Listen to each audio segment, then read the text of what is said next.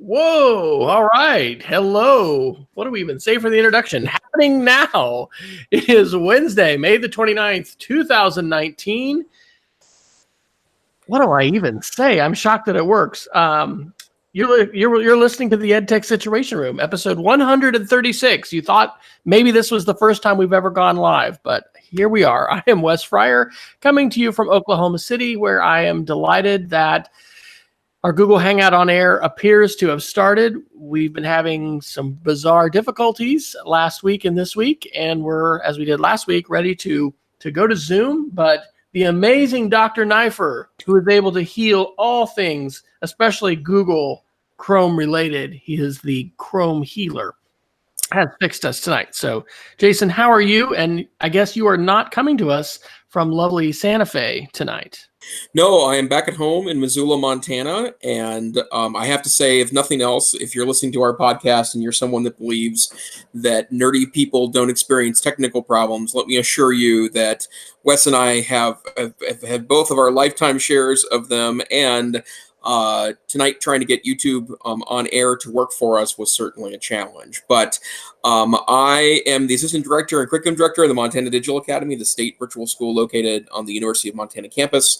I am also the NCC Tech Savvy Administrator in residence, and I love to talk about tech, which, by the way, that's what this whole podcast is about. We take this week's technology news, and this week is a little light on the protein, you might say, for technology news, but this is historically a low week in tech releases because of the holiday week, but still plenty of interesting things to talk about. And if you want to see the links that we're talking about or dig a little more deeply into the stuff that we're reading, you can go to our website, edtechsr.com, and find out more. So, Wes, I feel like we need to talk fast before YouTube fails on us again. So where would you like to start in this evening's news?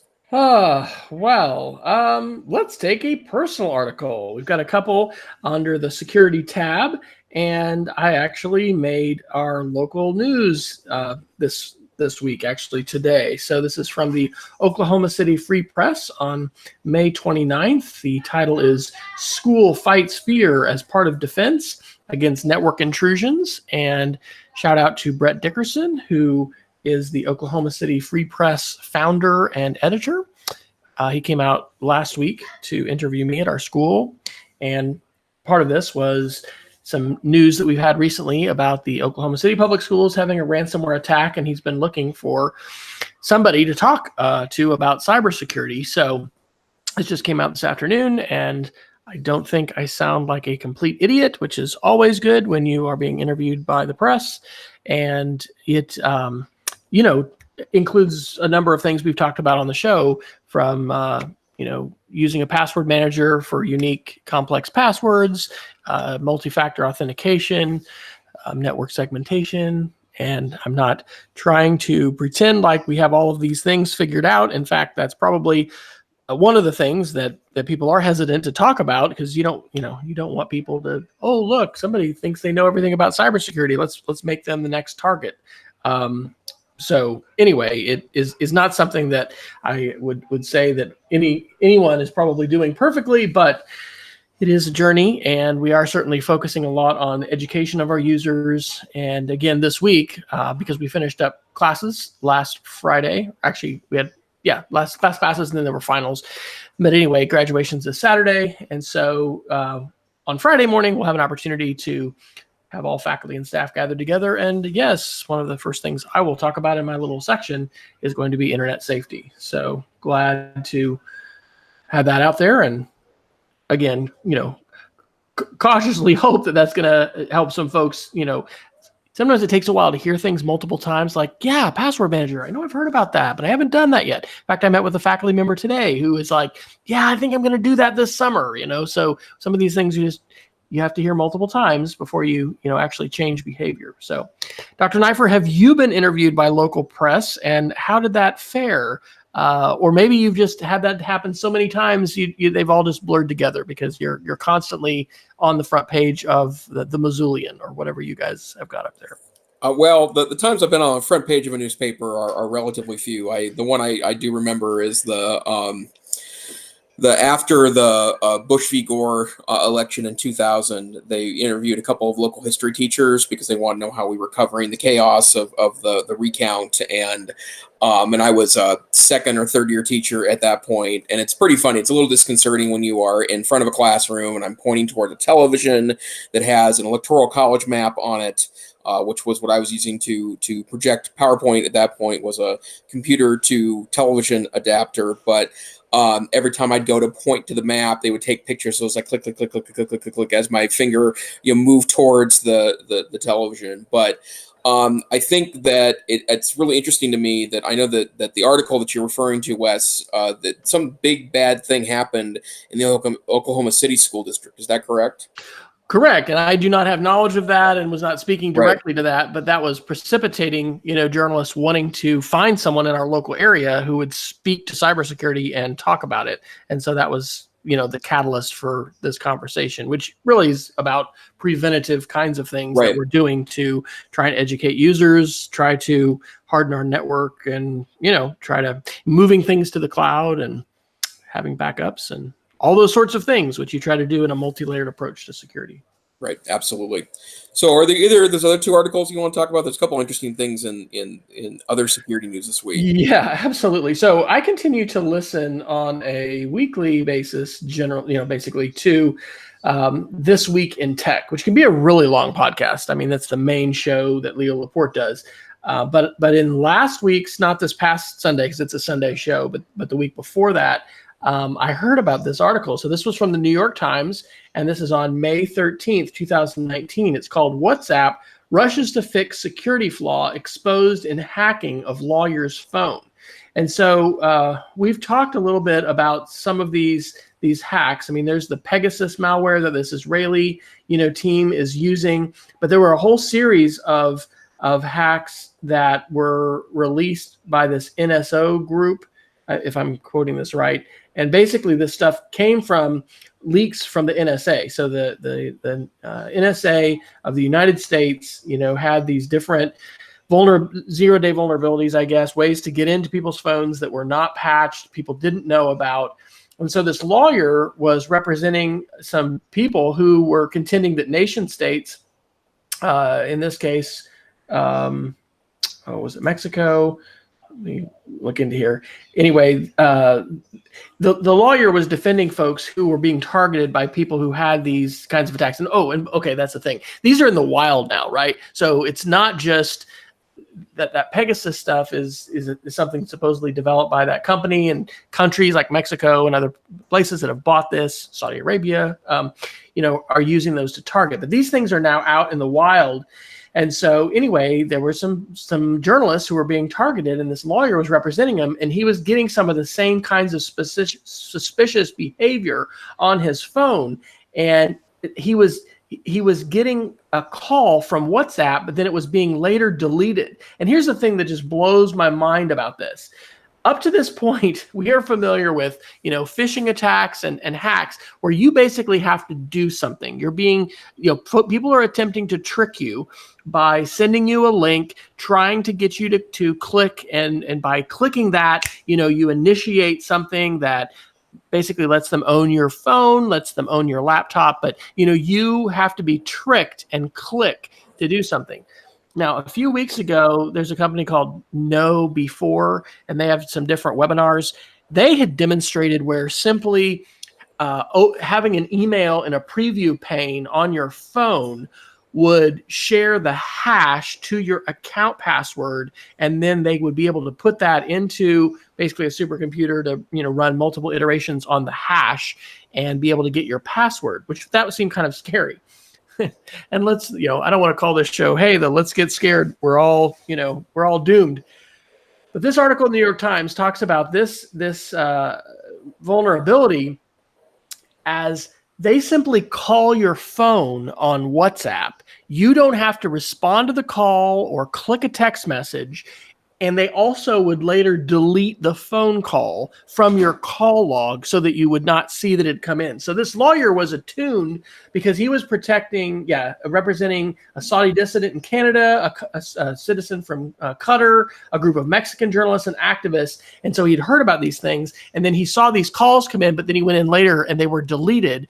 Well, this is that vulnerability. So that was the mind-blowing thing, that in this case, and as somebody on the This Week in Tech show pointed out, well, you did have to install a third-party software program, which was called WhatsApp, but basically this vulnerability, which I guess has since been patched, didn't require the person to even click anything. So what a dream for hackers to simply be able to send a call to somebody's device, and then at that point you own it, and you're even going to delete the evidence that you've placed the call later. So that just kind of blew my mind. So I guess the lessons here are be wary, and we always need to be aware and careful of what we're installing and what we're allowing. So those two cases that I'm describing are the only ones that I've seen that are almost a no action at all by the user, and your device is hacked. Now, on the good side, these are very targeted attacks. These aren't the kind of things like robocalls that are just being sent out to thousands and thousands of people per day. But I had not ever heard of anything. Have you heard of that kind of a hack before, where I call your phone and suddenly I own your phone? Right. No, I've not. And that seems extraordinary. And it's also super interesting, that the kind of nature of the targeted hack. But that said, one of the things that I've had the opportunity, maybe in italics, the opportunity to do in the last couple of years, is that I helped a friend who had gotten hacked through a phishing attack, that he clicked on a link that had a fake Gmail page, and he logged in, and the only clue we had of what had happened was that he said that he was getting notifications on his phone of email that would just disappear. Like, the notification was there for a split second and then would disappear.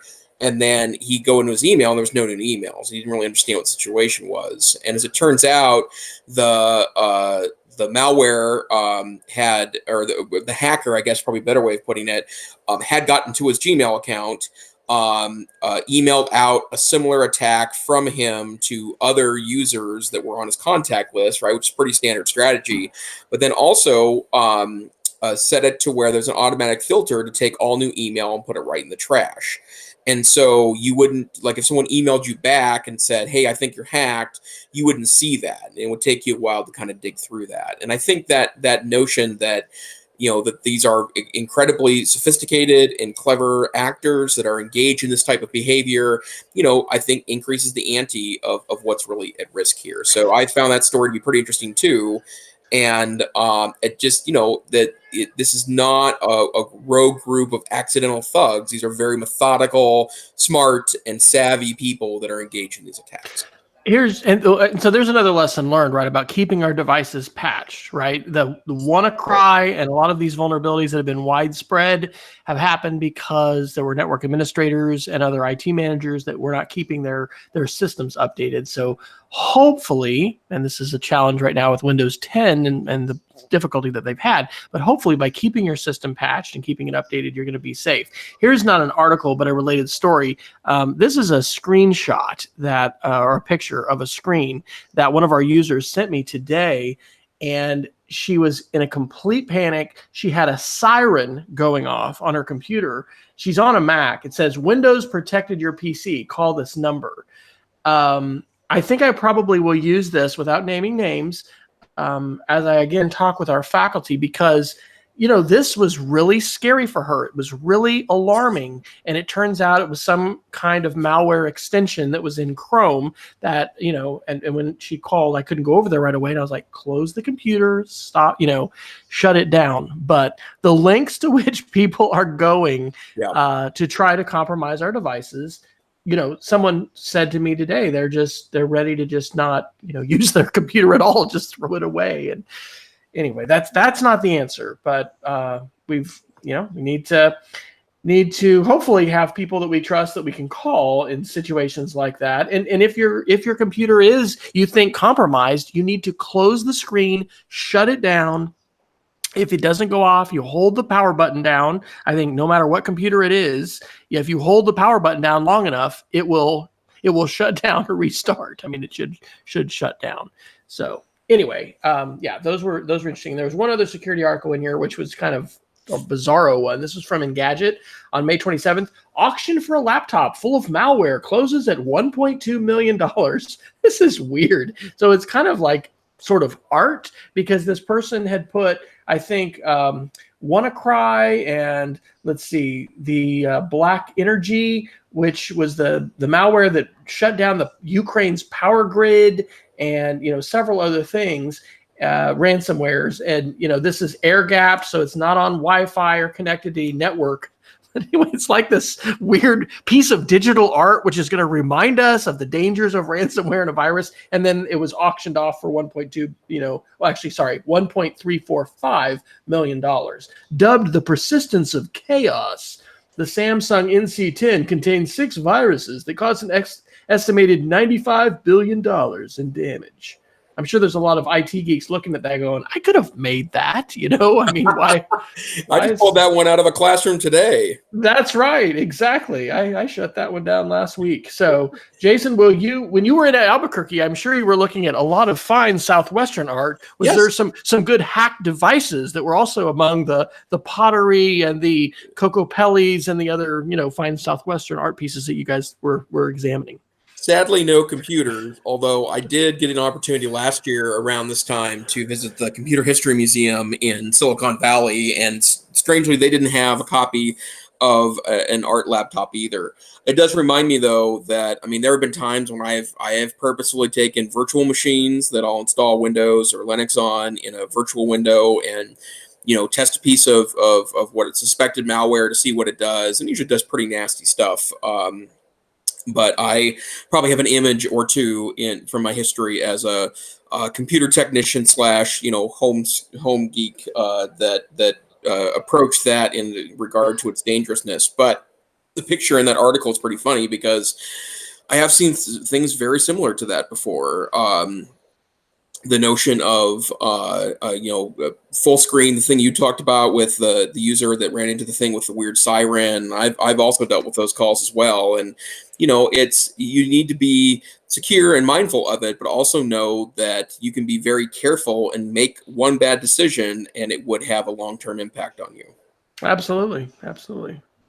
All right. Well, where else should we go? Let us reassure you, if you're coming to us live or listening wherever you happen to be in time and space, we do not read articles and talk about them all the time that are just, scary, but sometimes we do. So where else should we go tonight, Jason? Sure. Let's go through some Chromebook and Chrome OS news. So first and foremost, a great article from yesterday's Chrome Unboxed, where Robbie Payne, the founder of that site and the kind of head podcaster there, actually it's not even him that's talking about it, it's the other writer on the site, sends out a warning that I think is a good warning for both consumers and people that are purchasing technology in districts. Check the expiration date on Chromebooks, because as it turns out, Chromebooks are supported from anywhere between 5 and 6.5 years by Google for regular security and feature updates. But once that date is gone, then it will no longer receive those security updates. As it turns out, there are a lot of people that would sell refurbished Chromebooks or old new stock Chromebooks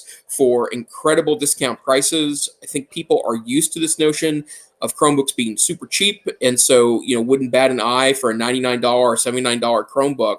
But you should get the model numbers and go to Google's end of support policy page and find out when that Chromebook will no longer be receiving updates. Now, to be super clear, you can continue to use a Chromebook that is no longer being updated. It's functional still. But a good example of this, I have a 2013 Chromebook Pixel. It was the original generation of Google's foray into making hardware in this particular market. It's still a beautiful device, great high definition screen, the best keyboard I've used on a laptop before, great trackpad, not super great battery life. We have that still kicking around the office because we use it to test things on Chromebooks, but it's no longer being updated anymore. So the interface is starting to look a little dated because it's not receiving the regular tweaks. It's also not receiving security updates. So if you're in a position to buy Chromebooks and someone calls you and says, "Have I got a deal for you?" be careful that you're not buying things that are essentially going to be only updated for a year or two before they are eliminated as possibilities. And let's take this opportunity, too, to remind everyone, this is something I heard years and years ago at the beginning of the one-to-one computing craze. Getting the cheapest device that can be left on the loading dock of your school district or organization should not be the primary consideration when it comes to what device are you going to adopt. You need to look at the return on investment. You need to look at how long these devices are going to be in use and are going to be supported. You need to look functionally at what your users want to do. What do they need to do? Do they need to run software? Do they need to, do things beyond what the web can do? The web can do all kinds of things. And if you've been listening to our show for a while, you know that both Jason and I are pretty, hardcore Google fans. We love the Google suite. We love the kinds of things that Google is being able to empower us to do today. However, we've both used a variety of different, computers and operating systems. I'm, using a Mac laptop tonight and an iPad, and there's a lot of good reasons why, a Chrome device does not meet all of my needs today. And so I think that's just an important reminder as well, to not just think it's price. That does matter, of course. And Chrome is phenomenal. It really is powerful. But that's really good advice, Jason. And I need to look at, we have a number of Chromebook carts. We have over 10 Chromebook carts in our inventory now across all our divisions. And I'm going to do that tomorrow because I've got some dates and we're in the process of auditing. But yeah, I think we probably have at least one cart that may be beyond end of life. And that's going to present some issues in terms of whether we're going to continue to use it in that end of life status or, we're going to move on and get those devices refreshed. Sure. And then a couple other interesting pieces of Chrome news. I think that last week we did not talk about this particular article. If I'm wrong, then I guess we'll repeat the news. But this is also from Chrome Unboxed, so this was covered widely in the tech media. Adobe Premiere Rush landed on Android last week, which is a video editing app on the Android platform. And I've not had the opportunity to play with it yet. I have it downloaded, but I've not played with it yet. But apparently it has an enormously functional and clever video editing interface on Android that is getting a lot of compliments from tech reviewers. And more importantly, the app itself will be available on the Android App Store for Chromebook in the relatively near future. And so if you're managing Chromebooks, all modern Chromebooks come with the ability to install Android apps, and this might be an opportunity to add a localized program that does what seems to be a pretty efficient job of editing video on a mobile platform, but then on the Chromebook. So very exciting news in Chrome world, especially if you're doing as Wes does in his school, roll them out in carts for functional purposes. Wes, are you at all, does that, I think I ask you this every 6 months, does that tempt you into going Chromebook only?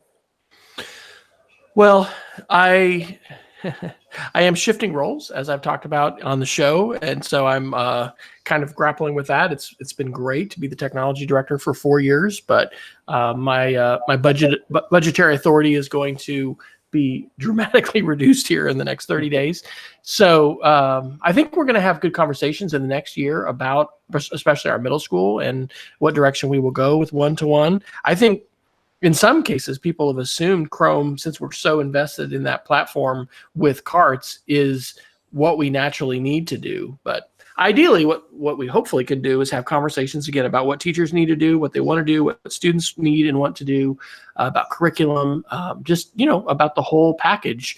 And then also what students are going to do as they move up out of middle school into high school, and the kinds of things we have, and I'm very excited about this, licensed the Adobe suite and are giving access to all of our faculty staff, as well as the students who are going to be in our fine arts courses, that have graphic design and do video and things like that, and also in clubs.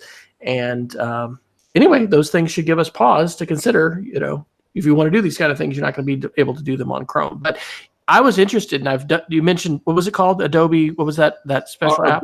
Adobe Premiere Rush. Yeah. But it's for Android, so you have to have a Chromebook that'll run Android in order to do that. That's correct. Would that be right? Yep. And I know those are not quite, in some people's opinions, ready for mainstream. I mean, there are just depends on what kind of Chromebook you're using and how well that's going to work. So I've been impressed by how many different apps are available inside the Creative Cloud. And if you're not aware, if you can cross the threshold of licensing like more than 10 users in your educational organization, you might as well pay for the site license, which gets you 500 licenses for $2,500. That's the price point there, which is phenomenal. But of course, Adobe wants students to be using all their tools and love their tools, and then go out into the non-K-12 environment and purchase said tools and continue to pay them for them. So I've been impressed by how many different programs are available both to download for your Windows or Mac OS computer, and then there's also a number for iOS. I haven't really explored as much what's available for Android. So I think it's intriguing, but as is the case with basically any type of software today, we need to compare what can we do with free tools, what do we do for with paid tools, and what is our purpose. And I don't think we should just assume automatically we have to pay, because if you're a fan of the FOSS, the free and open source software movement, and even just as a Google fan, right? There's tremendous things that can be done on the Google platform, and those could be creative things as well, not just productivity, straight word processing, spreadsheet, and presentation, but there's a lot to do with drawing and with other kinds of creative possibilities. So Jason, how many weeks now have you been Chrome only? Because you're Pixel only, and has this been over a month now? Oh, well, yeah, well over a month. And then I'm using a Chromebox at work now. So I probably load up. I've got a Microsoft laptop at work. I've got an older Mac laptop at work. At home, I'm pretty much rich Chrome. I've got a desktop PC at home that I use mostly to occasionally game. But the bottom line is that I'm all in on the platform, and I have to say I've never really been happier. There's not a lot of fuss that's required. Everything pretty much just works, and other than I do a remote desktop session to get in to do the Adobe stuff that you're talking about, because the stuff I'm doing is usually pretty industrial, like vector editing in Adobe, forgot the name of the Adobe product that does vector editing. It's Illustrator. Illustrator, thank you. Adobe Illustrator vector editing, which vector editing web-wise and on mobile platforms is pretty terrible right now.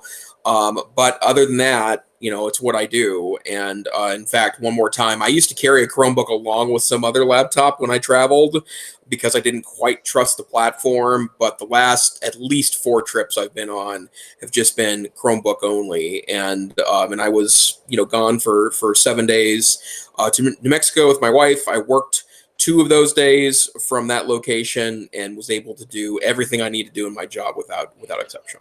A quick Chromebook anecdote, which I don't know if I've shared on the show. When I went to Egypt November before last, that was when I went Android, and this was a lot to do with some paranoia over, possibly going through customs and having, data copied over and whatever. Well, I was Chromebook only. I chose not to take any kind of actually either iPad or this was my first trip I think I made without a single Apple device. So I had my Android phone, and then I took my Dell Mini 11 Chromebook that we had personally, and it was good that I brought a VGA adapter, because the school where we were in Cairo, and our school is that way in some classrooms still, I'll admit, we've got VGA connection, so it was great to have an HDMI to VGA adapter.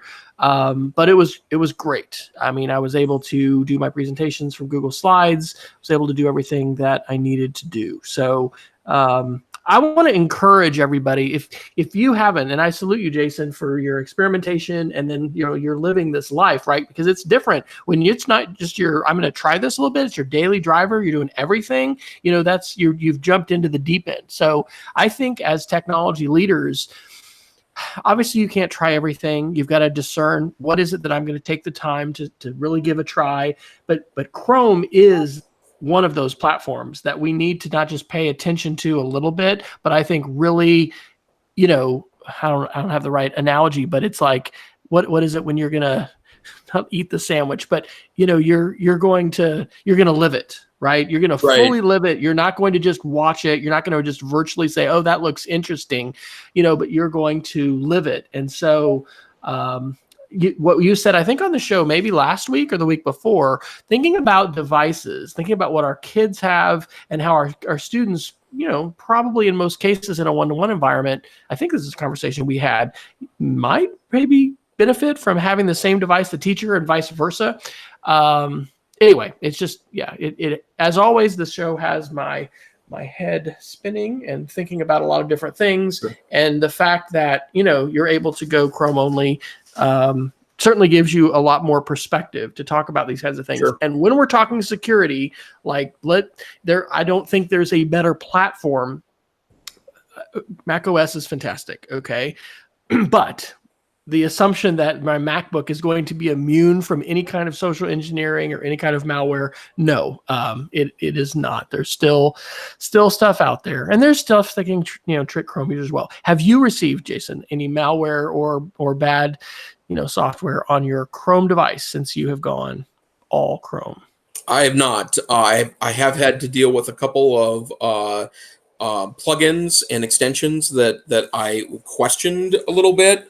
They were ones that were recommended to me by others and did a specific purpose. When I was looking to find replacements for things I'd be leaving behind on, the other more traditional operating systems, Mac OS and Windows. But other than that, I've had a really good run here. And so, it's, by the way, the term you're looking for, that my understanding in development, it's called dog fooding. Yes. It's that, you're using your own product to make sure that it makes sense. And I mean, there have been times when I've worked with tech directors that had very fast, fancy gaming rigs, in their office, and then their individual teachers were using 5 or 6 year old desktops. Students maybe even longer. I do think that spending some time at the very least. I wouldn't take away from you the opportunity to have a good computer in your office, because I have one too in mine. But the bottom line is that you do need to be using the platforms that your students and teachers use to see what that experience looks like. And if it's too old for you to be a power user on it, it's probably also too old to be productive in classrooms or with students. And one more thought on that. I mentioned a couple of weeks ago, I took a day off of work and was at our church with a consultant that's worked there for years. And I learned that we've got some staff running with I think 10 and 11-year-old systems.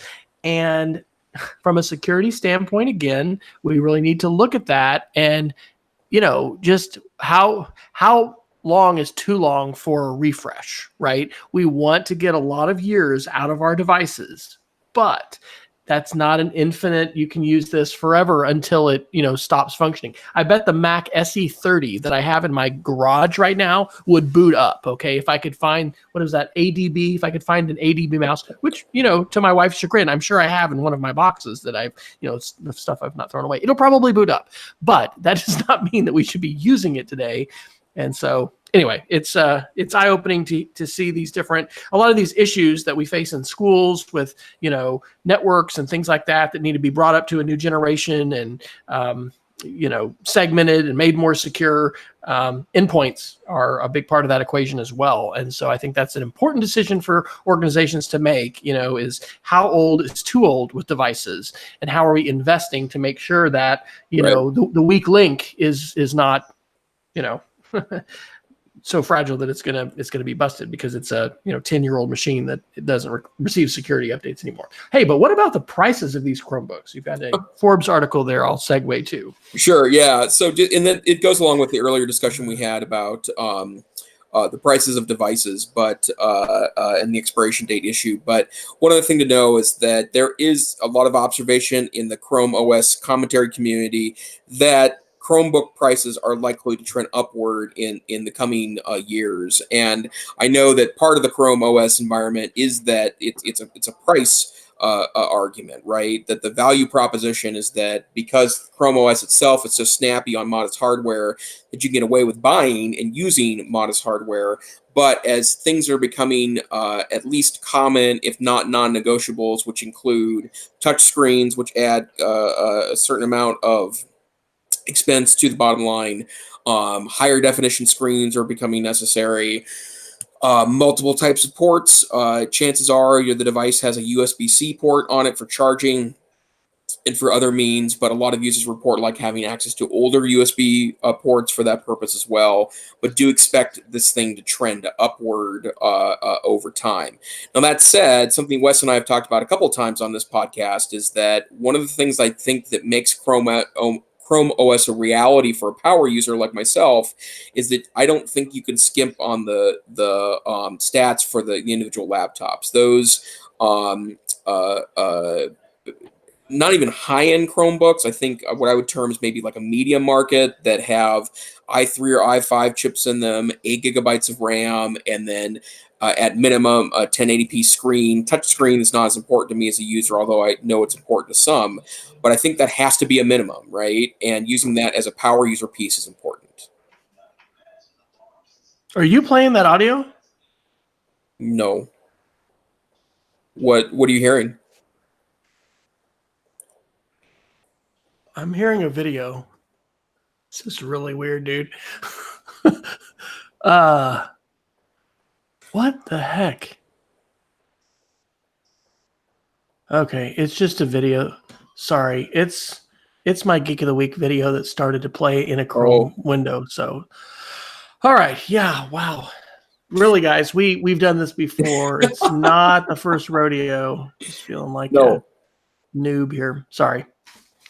Okay, so with that in mind, expect Chrome devices to become more expensive over time. So, Wes, where else should we go out into the technology universe this week? Okay, well, let's just do a very positive one, and we'll do a shout out to Peggy George. You put a series of copyright articles, which you may want to touch on. The last one I put in from DIY Photography, April 20th. NASA makes their entire media library publicly accessible and copyright free. Now, the irony here is I thought that it was already copyright free because, this is NASA, this is owned by the people, et cetera, et cetera. So anyway, it's interesting that I mean, I was surprised at that distinction, but fantastic that we have access as we do to just phenomenal resources. And that makes for a great part of a copyright conversation that you can have with your students, talking about intellectual property, talking about fair use, talking about public domain and things like that. So yay, NASA. What else do we have on the copyright front this week, Jason? Well, this article is pretty interesting, and it actually caused more of an issue that I think we can kind of parlay into a different discussion in a moment. But the Houston Chronicle reported on May 24th that a jury has awarded a small publishing company in Texas $9.2 million from the Houston Independent School District because one high school there, a principal in that building, decided to suggest to a teacher that she make copies of a study guide for something referred to as an end of course, which I think is a Texas exit exam in the high schools there. But basically, a publishing company made study guides for students in these end of course exams, and they could only afford one of them. Apparently, like one per teacher, and the principal suggested to the teacher that she should go ahead and just copy all of them off, and then distribute them to students. And it turned into a big to-do because some of them ended up being posted on the web. Others of them were sent somehow to other schools as part of this process. Some teachers copied them straight up. Others of them actually covered the copyright notices and the demand that the materials not be copied, which shows at least some intent to violate those restrictions. And after a prolonged fight, the publisher of the study guides prevailed at the tune of $9.2 million. So I guess where I'd start with this is that I've taught copyright formally as part of my work as an adjunct at the University of Montana. I believe I made a statement that was something like, I think you need to be extremely mindful of copyright and you should follow the law the best you can as part of this process. But I've not heard of districts that have been called to task on this issue. Well, I can't say that anymore because I do think this is an egregious example of copyright violation, but to the tune of 9.2 million, that's extraordinary. So, Wes, in your long history in this arena, have you heard of something so dramatic as this particular fine for this district? I don't think so. I mean, I know that we've got some well-publicized situations with, PTO, fundraiser selling access to come watch this movie, and some of those kind of things around Disney and the use of Disney copyrighted materials. When money is exchanging hands or money is involved, that is oftentimes a flag, because fair use is something that sometimes teachers can think, well, I can do anything, I'm a teacher. And that is not the case. Right. There's, 4 different things that you have to take into consideration for fair use. So this is, I think, a pretty extraordinary case. It's a good one to point to. The thing I was considering as you were reading and describing this is, the quotations from the email.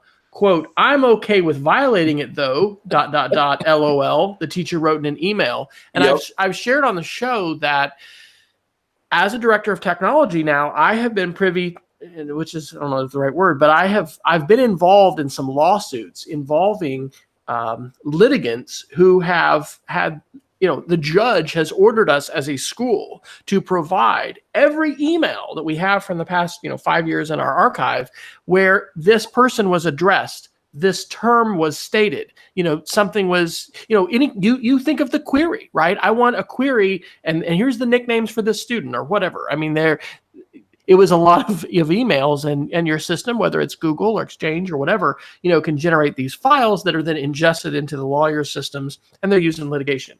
Be really, really careful what you put in email. Remember that anything you write in an email message, email is a unique platform. It is different than Google Docs. It's different than other kinds of cloud storage, classroom, blah, blah, blah. We don't have systems today that I know of that allow a judge and lawyers to so readily contact an organization and say, give me every example of this as they do in email. So anyway, it was one of my thoughts, and certainly the behavior itself is the main thing. Let's respect copyright, and no, you shouldn't take something that's being sold and simply duplicate it, denying that income to that copyright owner. But also, it's I'm glad those things were documented, because I think this does appear, by all counts, to have been an egregious violation of copyright. And so it's good that it was brought to light, but it also reminds me of how important it is to be careful what you write. And I think that's another message that we probably don't share enough with staff and with teachers is, yes, there's a lot of things that we might say in passing. There's things we might joke about, et cetera, et cetera. If you haven't been as close to a lawsuit, you might not think about it as thoroughly as I think some of us do in IT. If you put it in an email message, think about that, being on the front page of the newspaper. Think about that being, something that a courtroom full of folks, a judge, a panel of jurists is able to all read and see, and how that's going to shine on you as well as your organization. Absolutely. And then a little bit about the aftermath of this. This article being released bounced all over Twitter last week, and there was a lot of interesting discussions about this. I did want to note that probably the counterbalance here, Heather Lister, who is a EdTech person like Wes and I, she I should say Wes and me, to be grammatically correct, but Heather noticed a lot of the kind of back and forth regarding copyright, and I do think that there's a tendency to overreact here a little bit because of how little is really known about the fair use provisions in copyright. I think it's less useful in a digital age because a lot of the fair use restrictions are put in place under the notion that it's not easy to reproduce or share or store information in the long term when these were created as opposed to now. But she did want to remind everyone that you do need to know something about this, and you shouldn't panic if you believe you have a good case and know the law for using something in a fair use way. Then you should feel free to continue to do so. I guess the reason why I would talk about this, at least from a basic standpoint, is that if you are a classroom teacher and you yourself don't feel versed in this, or maybe you don't know if you should feel versed in this, right? Like you may have some assumptions about, restrictions in education that may or may not exist. But I would strongly suggest that you connect with your librarian, who's usually an expert on this in your building. And if they're not getting requests related to this, ask your librarian to put on trainings related to this, because oftentimes their expertise goes well beyond what you would need to be able to figure out a good way to do those pieces in the classroom.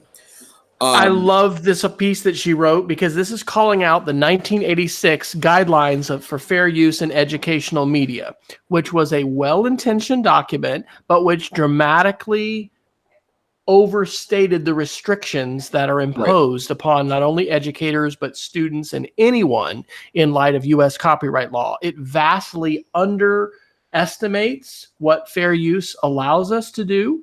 And this is a very well-written article, and I would definitely encourage people to check this out. One of the things I need to be rewriting and republishing in the not too distant future is my Playing with Media book. And there's a chapter on copyright. And it's really an important thing that perhaps is kind of glossed over. And it might just be left to, one little discussion in one class period in some required technology classes that people take.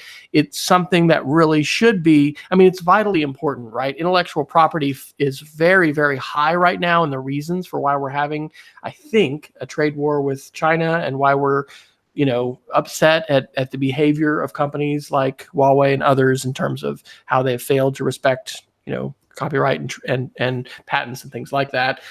It's a big deal. And we're living in this service economy. We're living in this world where ideas and code are sort of the new oil. I don't know, data is the new oil, I guess. But anyway, it's important stuff. And we should make sure that we are conversant, knowledgeable about it as not only technology leaders, but just educators of any stripe.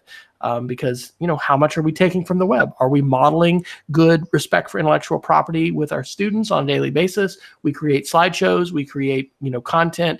I've got teachers very, very concerned. In fact, in one case, I think paranoid beyond reasonable about materials being taken and then resold on Teachers Pay Teachers. That's a real issue, right? And the fact that you can't tell unless you purchase the content, what the actual content includes. And so these are big issues, and they're going to continue to be, and it behooves us all to be better educated. So kudos for Heather Lister and for you also highlighting this article.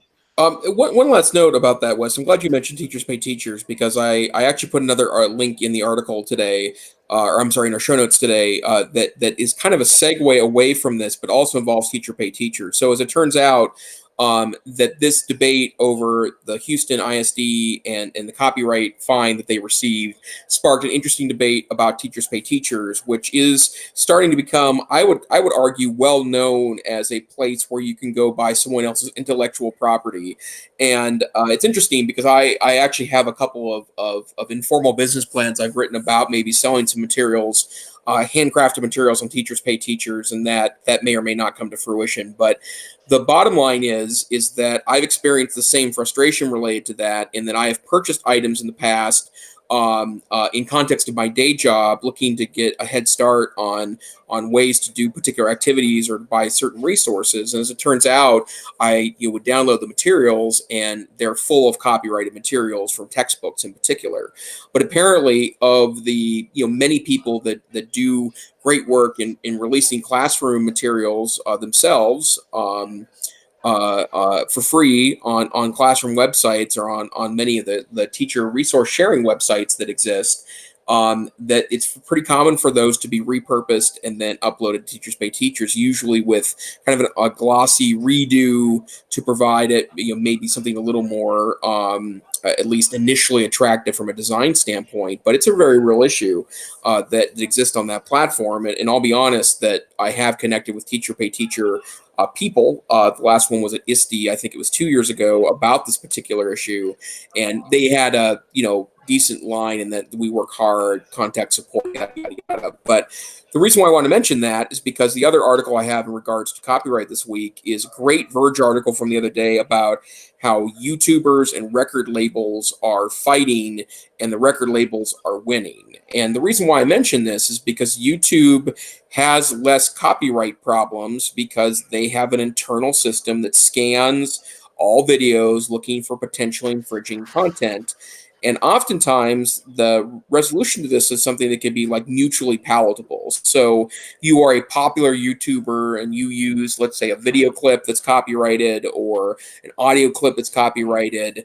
The YouTube content identification system will identify that, go to the creator and say something like, well, you can continue to use this, but they want to split profits from this video 50-50 as an example, or some other deal related to that. But this Verge article talks about how that content protection engine tends to be a little overzealous and sometimes will identify years old videos that may have something that's potentially infringing and then want, it hadn't identified to this point, then suddenly wants to make something a beef.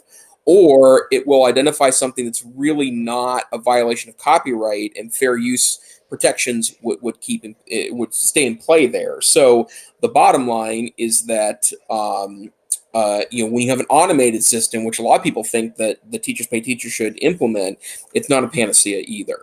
So I know, Wes, you have a long history of putting content up on YouTube. Have you ever gotten a claim takedown before? Yes, I have had some strikes. In fact, one of my more memorable ones, I made a video, probably when I was working for AT&T, maybe 2007-ish. Yeah, because I was inspired by David Warlick in his keynote for the 2006 K-12 online conference. I think that was when he made this analogy to learning on the rails. And so I went up to Edmond, which is north of Oklahoma City, and recorded this video. But I had a small little clip of the Superman theme. And so because I had just seriously 5 or 10 seconds of the Superman theme, I got a strike and I had to file a petition or whatever. It was a protest for the strike.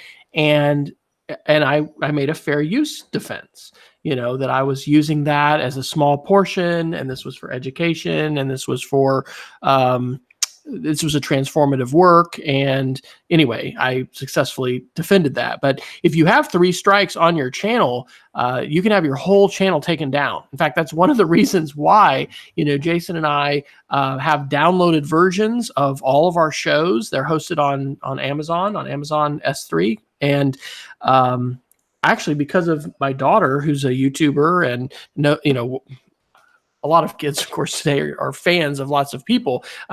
She has made me aware, and I think my son as well, of some YouTubers that have been harassed and had false takedown claims and had their channel suspended and really had to fight. So if you're not aware of it, there's a big fight going on right now between, as Jason points out in this article, creators and YouTube. And it's really not favoring the small-time creators. I don't know if I mentioned it, but I think it might have been my Geek of the Week last week was the Verodiseum. Yeah, it was. The video, my video went viral. Here's why.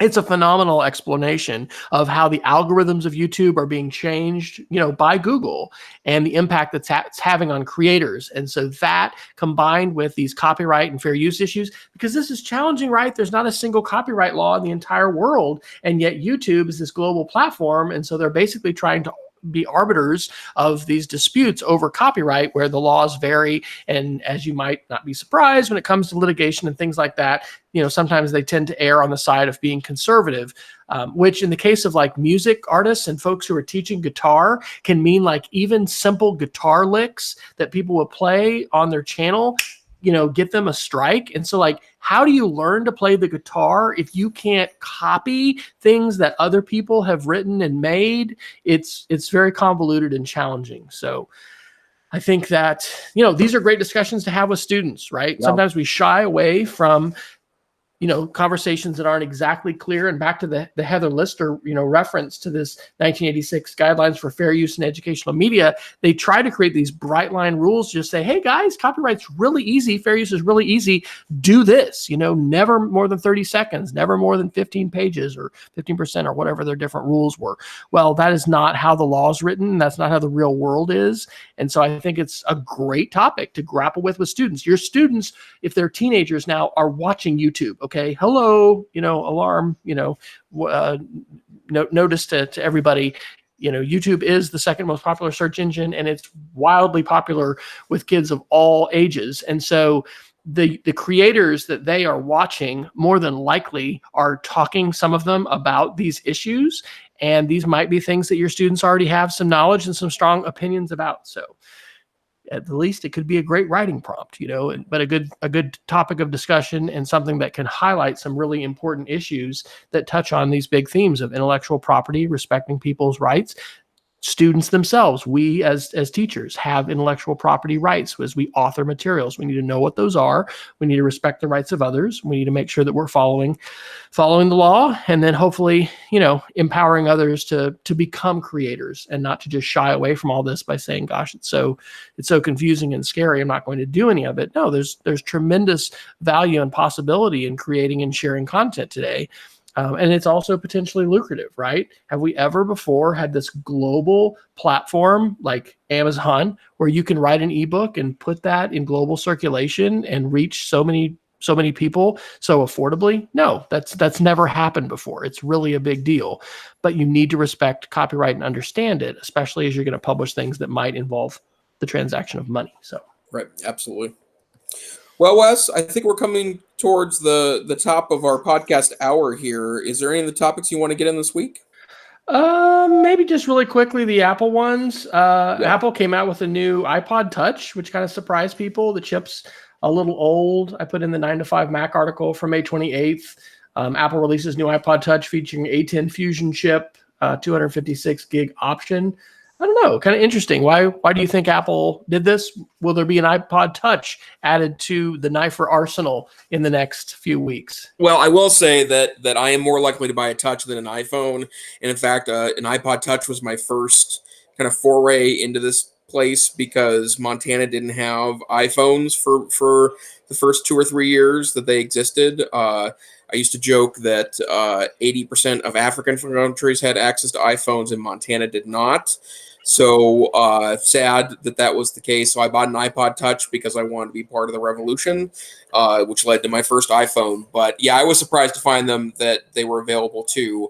The 256 gigabyte one, which is I think $400, and the chip is older but a super powerful chip. So I'm assuming this will be a nice, smooth experience with a relatively low resolution screen, which means it should get a great battery life on it. Yeah, it's tempting. I mean, I did see some of the coverage today talked about how Apple is starting to highlight the fact that iOS is the most used game platform on Earth, and more games are played on iOS than any other platform. So the fact that they want to maybe aim this at, I'm assuming, younger kids, maybe from a game playing standpoint, I'm not surprised and glad. I do think they would probably make a ton of money though if they released it like a, I guess we're working on a 20-year anniversary of the iPod here pretty quick, a 20-year anniversary, monochrome screen, music only, but updated with, Lightning or USB-C. If you release the original iPod, I think that would be something that would garner a lot of interest amongst the masses. Bring back the click wheel, baby. I've still got mine. Absolutely. So. I did too, actually. And it still has music on it. So one more fast one before Geeks of the Week. You dropped this in from The Verge. Distorted Nancy Pelosi videos show platforms aren't ready to fight dirty campaign tricks. Wow. A lot here. We've talked about media literacy. We've talked about deep fakes, the ways that, just like Photoshop has allowed for the manipulation of photos for a long time, videos, both with selective editing, but also through, outright, misrepresentation. I mean, it's crazy the kinds of things that can be made. So your comments on this latest political / technology phenomenon that is going viral. Tons tons of articles on this, and I think a lot of the commentary has been about how the different platforms treated this. Facebook and I want to say YouTube took it down. I think Twitter kept it up. Warnings, labels, yada yada yada. But I do think that we are in a scary time from the standpoint that the technology is faster than our response, and so I don't know what to do about this either, right? It's not ban the platforms, because I think these platforms are just have too many net goods to just eliminate them. Plus, how do you stuff Pandora's box back in, right? Like you can't do it. But obviously something is required here. I don't know what it is. Here's a thought, and this is last thought. We can do Geeks of the Week. I was listening to, I think, an NPR interview, or maybe no, it was it was NPR. I think it was. I listened on my, hey G, what's the news? It cycles through Reuters and NPR technology. I was interviewed with this candidate from New York, and I should know his name. He's calling for the universal basic income and some other things. He was talking about demographics and older folks, and folks who are 65 and older, if they're not already, they're soon going to be the largest demographic part of our population. Connecting this to fake news, politics. We need to focus on media literacy, not only for students who are in our K-12 schools and our colleges and universities, but we need to focus on media literacy for senior citizens. So I think one of the things, education. Hey, education is an answer. So we were talking today with our service learning director about the possibilities of doing some kind of outreach about media literacy. Perhaps with seniors, we've already been doing some volunteer activities through service learning with some of our local retirement communities. And so that might be something that we explore in the year to come, and engaging students in, some dialogue, and then talking about some of these issues, because who is sharing a lot of these articles, who is being preyed upon security wise by folks who are putting sirens and scary messages and all kinds of things. Seniors are falling prey to a lot of this kind of stuff. So perhaps education is part of the answer that we need to pursue. What shall we close the week out with for Geeks of the Week, Jason? Do you want Well, I've got a quick one. I started listening to a podcast last week. It's called Against the Rules, and it's from Michael Lewis, and you probably know him. He's written a number of great books, including Moneyball was one of the books that he wrote, and The Big Short is the other book that he recently wrote that's turned into a movie. But he's doing a podcast now, and it's called Against the Rules, Michael Lewis. And I had a feeling this has been on my list for a while. I think the podcast has been out since March, but the episode that I started with was extraordinary. It's called The 7-Minute Rule. It's about student loans and kind of our obsession in the United States with going to college and trying higher education has led to this culture of people that have student loans, and then some of the interesting things that have happened to the industry recently. So very investigative and a wonderful listen. I believe it's a premier podcast, so I'm assuming you'd find it anywhere. You'd find the EdTech Situation Room. So there you go. And I actually just subscribed in Pocket Cast, so that is awesome. My connections, coincidentally enough, or my Geeks of the Week, are connected also to podcasts. First of all, there's a mystery. I'd love anybody who can test this on your Google Home device. I can't get my Google Home to play our podcast anymore. I have no idea. I've been in contact with Google support, which is at now Google Nest. And let me know, Jason, if you can play it. I can't get it to recognize it. It'll say not available anymore. And I've been playing it for months. So I do listen to some other shows besides ours, but sometimes I will re-listen to them. But I also have a recommendation for a new podcast that I just recently found. The episode I started with is called Controlling Killer Robots. It's an interview with a professor, Denise Garcia. And the podcast is by a librarian, Dan Cohen, and it is fantastic. The podcast is called the What's New Podcast. And one of the things they recommended is my Geek of the Week video recommendation, which is a 2017 8-minute YouTube video called Slaughterbots. And so if you were thinking that killer robots are just something in science fiction, something in the Terminator, something that we don't even need to be worried about, think again, because the speed, the velocity that technology, artificial intelligence, machine learning, algorithms are moving necessitate us, much in the same way that we have international treaties against the use of chemical weapons. And yes, we do have laws that are supposed to govern, the ways in which armed conflict happens. There's really good reasons for that. Unfortunately, we can't talk to a lot of World War I veterans anymore. You can go to the World War I museum in Kansas City and hear a lot of amazing, oral history interviews with folks who survived, and that was probably where I think the most people experience poison gas. But anyway, having a robot with the final say on whether to pull the trigger and kill a human being is what she describes as really, the big tipping point there. And so she has been a part of a movement in the United Nations, among countries across the world, to try to address this and kill a robot. So, Geek of the Week, check it out. Jason, what is this whole thing about, though? And will we ever get together again if Google Hangout can, the overlords of Google, smile upon us again?